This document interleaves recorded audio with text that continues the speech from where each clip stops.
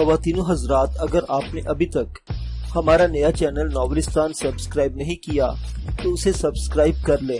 وہاں ملیں گے آپ کو اسلامی اور تاریخی ناولز۔ چینل کا لنک ڈسکرپشن میں موجود ہے۔ دیکھتے رہیے ناولستان اور اردو داستان۔ مانینی چلا گیا۔ مجھ پر خوشی اور مایوسی کے ملے جلے جذبات طاری تھے۔ خوشی اس بات کی تھی کہ میں نے بہت کامیابی سے لاشعور میں دبی ہوئی زینو کی تصویر کو پتھریلے نقوش میں اتنی کامیابی سے ابھارا تھا کہ مانینی بھی ایک نظر میں اسے پہچان گیا۔ اور مایوسی اس بات کی تھی کہ مجھے اپنا پہلا شاہکار مکمل کیے بغیر اپنے ہی ہاتھوں صحرا کی ریت میں دفن کر دینا تھا۔ جوبا کی موت کے انتظار میں۔ معزز سامعین، آپ دیکھ رہے ہیں اردو داستان۔ اگر آپ اس ناول کو مکمل طور پر سننا چاہتے ہیں تو چینل کی پلے لسٹ میں جا کر اپنے ذوق کی تسکین کر سکتے ہیں۔ آئیے بڑھتے ہیں ناول کے بقیہ حصے کی طرف۔ میں رات گئے تک کھوئے کھوئے انداز میں زینو کے مجسمے کے سامنے بیٹھا رہا۔ صحرا کی نمناک رات ہر طرف پھیل چکی تھی۔ آسمان پر چمکتے تاروں کی دلکش اور پراسرار چادر تنی ہوئی تھی۔ میں سوچتا رہا، لیکن میرے دل کی خلش کسی طرح کم نہ ہو سکی۔ آخرکار میں نے مانینی کے مشورے پر عمل کرنے کا فیصلہ کر ہی لیا۔ ریت بھربھری اور نرم تھی۔ میں نے اپنے ہاتھوں سے زینو کے ادھورے مجسمے کی قبر تیار کی اور صبح کی دھندلائی ہوئی روشنی طلوع ہونے سے قبل ہی زمین کو برابر کر دیا۔ میں ایک فیصلہ کن قدم اٹھا چکا تھا، لیکن دل پر بڑا بوجھ چھایا ہوا تھا۔ دماغ میں باغیانہ خیالات کی آندھیاں چل رہی تھی۔ میرے قدم غیر ارادی طور پر مانینی کے خیمے کی طرف جانے والی پگڈنڈی پر بڑھنے لگے۔ جب میں درختوں کی اوٹ سے باہر آیا تو مانینی کے خیمے پر نظر پڑی۔ اس کا خیمہ کسی شعلے کی طرح چمک رہا تھا۔ شاید مانینی خیمے میں آگ جلا کر عبادت کر رہا تھا۔ ابھی میں مانینی کے خیمے سے تھوڑی دور تھا کہ یک بیک مانینی خیمے سے نکلتا نظر آیا۔ اس کے بدن پر صرف ایک چادر لپٹی ہوئی تھی۔ میں نے تاروں کی چھاؤں میں اسے منہ اٹھا کر ہوا میں گہرے گہرے سانس لیتے دیکھا۔ پھر اس کی تیز آواز رات کے سناٹے میں کسی بدرو کی چیخ کی طرح گونجی۔ حسین، لوٹ جا وہیں سے۔ تو بڈھے مانینی کو دھوکہ نہیں دے سکتا۔ چلا جا، ورنہ اس خیمے میں اتری ہوئی نیل کی پرجلال شہزادیوں کی روحیں تجھ سے لپٹ جائیں گی۔ چلا جا، ورنہ تو تباہ کر دیا جائے گا۔ مانینی کی غیظ و غضب سے کانپتی کڑکدار آواز نے میرے بدن پر راشا طاری کر دیا۔ اس سے قبل کہ میں واپس پلٹتا، میں نے مانینی کے عقب سے ایک بے حد حسین عورت کو آگے بڑھتے دیکھا۔ مانینی کے خیمے میں جلنے والی آگ کے انعکاس میں وہ پرشکو حسینہ بالکل صاف نظر آ رہی تھی۔ اس کے بدن پر بیش قیمت اور قدیم وضع کا لباس سجا ہوا تھا اور سر پر ایک چھوٹا سا تاج جگمگا رہا تھا۔ اس وقت مجھے شبہ تک نہ ہو سکا کہ وہ پرشکو حسینہ آنے والے دنوں میں میرے لیے ناقابل بیان عذاب اور مصائب کا عنوان ثابت ہونے والی ہے۔ کاش کہ مجھے پہلے ہی اس حقیقت کا علم ہوتا اور میں اس خوابناک پیکر کو دیکھنے سے گریز کرتا، تاکہ میں ان ہولناک اور پراسرار تجربات سے محفوظ رہتا جو اس دوشیزہ کے باعث میرا مقدر بنے۔ چلا جا نابکار۔ چند ثانیوں کے ہولناک سکوت کے بعد مانینی دوبارہ دھاڑا۔ میں پلٹ کر بے اختیار دوڑ پڑا۔ مجھے کچھ یاد نہیں کہ میں نے اپنے خیمے کے بجائے بستی کا رخ کیوں کیا۔ اس عورت پر نظر پڑتے ہی، یا شاید مانینی کی قہر میں ڈوبی ہوئی آواز کے خوف سے، میرے بدن کے سارے مساموں کے منہ کھل گئے۔ حلق خشک ہونے لگا۔ دماغ پر دہشت کی دھند چھا گئی اور میں کسی بتکے ہوئے گھوڑے کی طرح دوڑتا رہا۔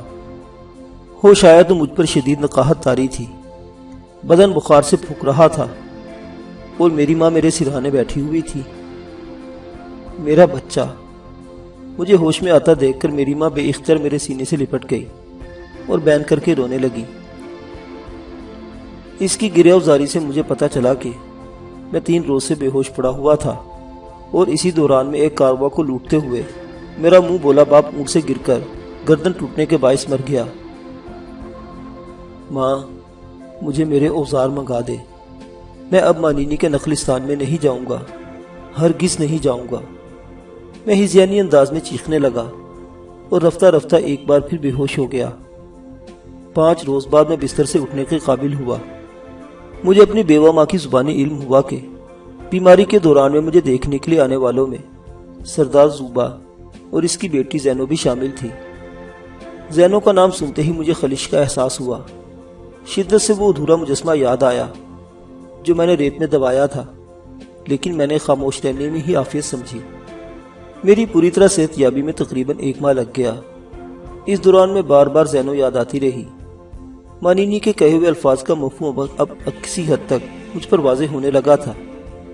میرا جی چاہتا تھا کہ زینو میرا سر اپنے نرم شانوں پر ٹھکا کر اپنی لمبی لمبی اور مخروطی انگلیاں میرے بالوں میں پھیرے، میرے پاس بیٹھی مجھ سے باتیں کرتی رہے اور میں اسے دیکھتا رہوں۔ لیکن رات تکنے کے باوجود وہ دوبارہ میری عیادت کو نہ آئی۔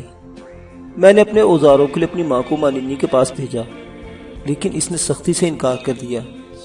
اس کا کہنا تھا کہ جوبا نے مجھے نخلستان میں سنگ تراشی کی اجازت دی تھی، اس لیے وہ اپنی بستی میں اوزار لے جانے کی اجازت نہیں دے سکتا۔ ادھر مجھے سردار جوبا کا سامنا کرنے کے تصور ہی سے وحشت ہونے لگتی تھی۔ ایک روز بستی کے سارے مرد سردار کی رہنمائی میں صحرا میں گئے ہوئے تھے۔ ان لوگوں کو خبر ملی تھی کہ کوئی کارواں ادھر سے گزرنے والا ہے۔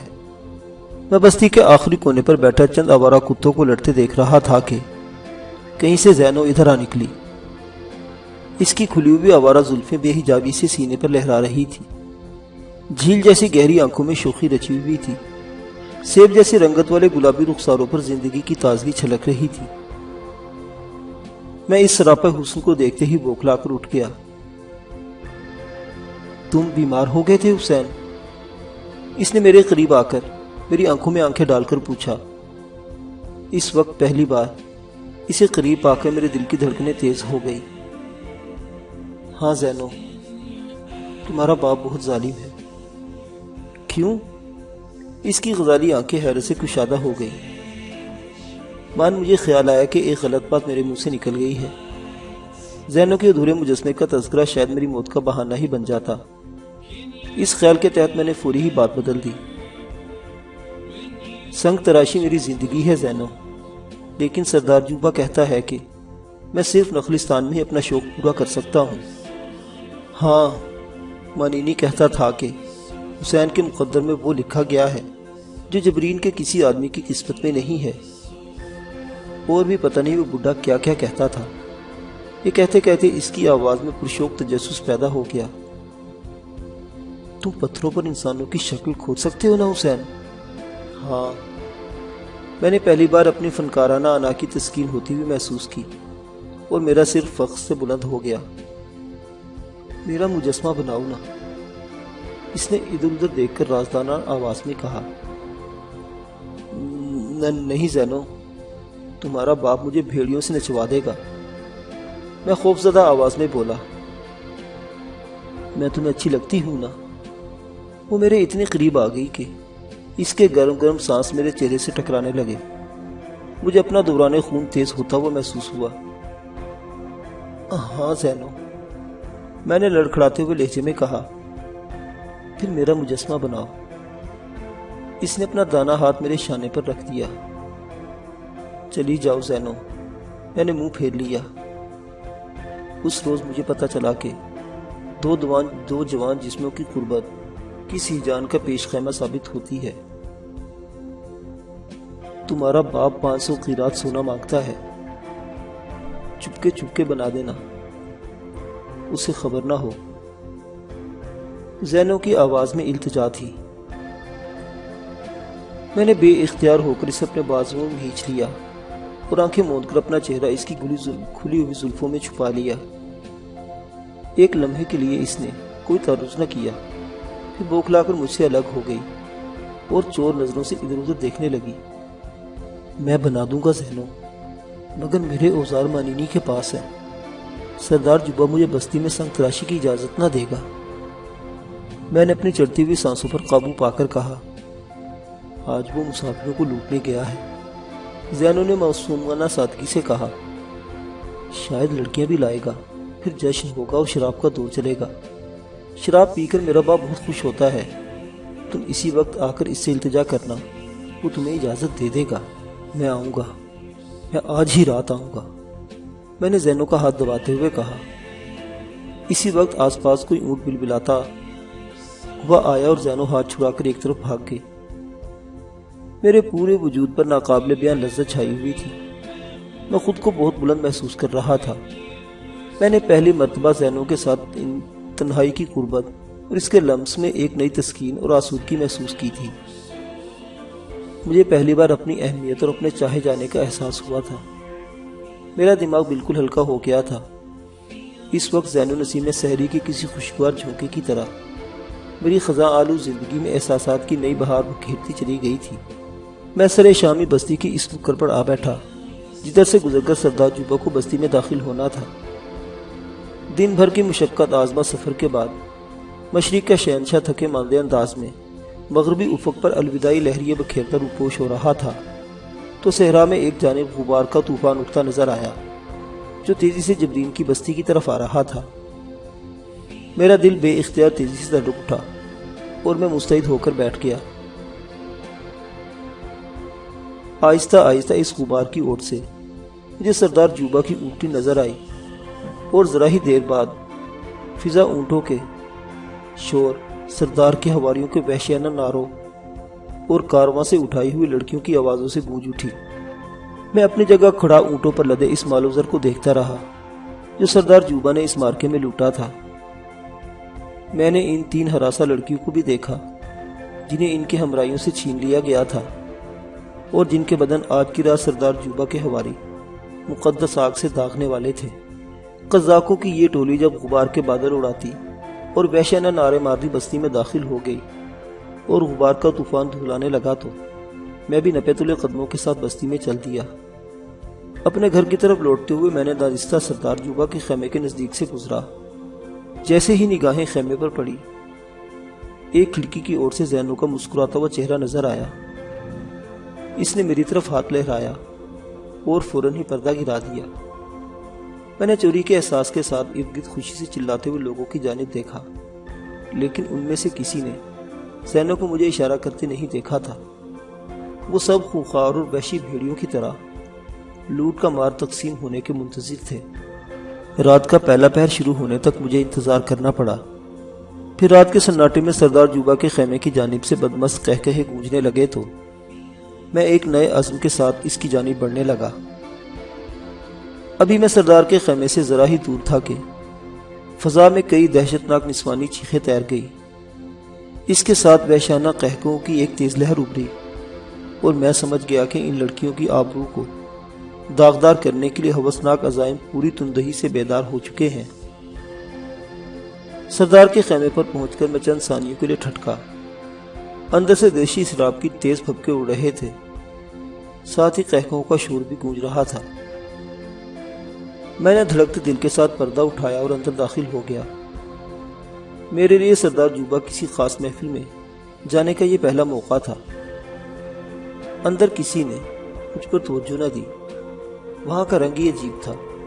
صحرا سے اٹھا کر لائی جانے والی دونوں لڑکیاں سہمی سہمی لگ رہی تھی۔ ان کے ہاتھوں میں شراب سے بڑی ہوئی مٹکی تھی اور سراہیاں تھیں، اور وہ باری باری وہاں موجود 30-35 آدمیوں کو جام بھرتی جا رہی تھی۔ ان کے لباس بری طرح نوچے جا چکے تھے۔ وہ بار بار اپنا بدن سمیٹنے کی ناکام کوشش کر رہی تھی۔ ان کے ننگے بازوں اور رخساروں پر لمبی لمبی خراشوں سے خون رس رہا تھا، جن سے صاف ظاہر تھا کہ وہاں موجود لوگ دست درازیوں سے بھی گریز نہیں کر رہے تھے۔ وسط میں تیسری لڑکی ناچ رہی تھی۔ اس کا لباس جگہ جگہ سے جلا ہوا تھا۔ اس کے چہرے پر دہشت کی سیاہی ناچ رہی تھی۔ اس کے قدم لڑکھڑا رہے تھے اور وہ فریاد طلب نگاہوں سے باری باری ہر ایک کی طرف دیکھتی تھی، لیکن بے سود۔ وہ لوگ انسانیت اور رحم کو اسی طرح صحرا کی ریت میں دفن کر چکے تھے جیسے میں نے زینو کے ادھورے مجسمے کو نخلستان میں دفن کر دیا تھا۔ سردار جوبا کی مسند کے قریب چندائی ہوئی آنکھوں والا بوڑھا مانینی ایک سلگتی ہوئی مشل تھامے بیٹھا تھا۔ اس پوری محفل میں وہ واحد شخص تھا جو شراب سے شغل نہیں کر رہا تھا۔ بول لڑکی، رات گزرتی جا رہی ہے۔ اچانک سردار جوبا نے لڑکھڑاتی ہوئی آواز میں ناچنے والی کو مخاطب کیا۔ نہیں نہیں، مجھے چھوڑ دو، اس نے دلی کرب کے ساتھ مچل کر کہا۔ مانینی زیر زبان کچھ بدبودتا اپنی جگہ سے اٹھا۔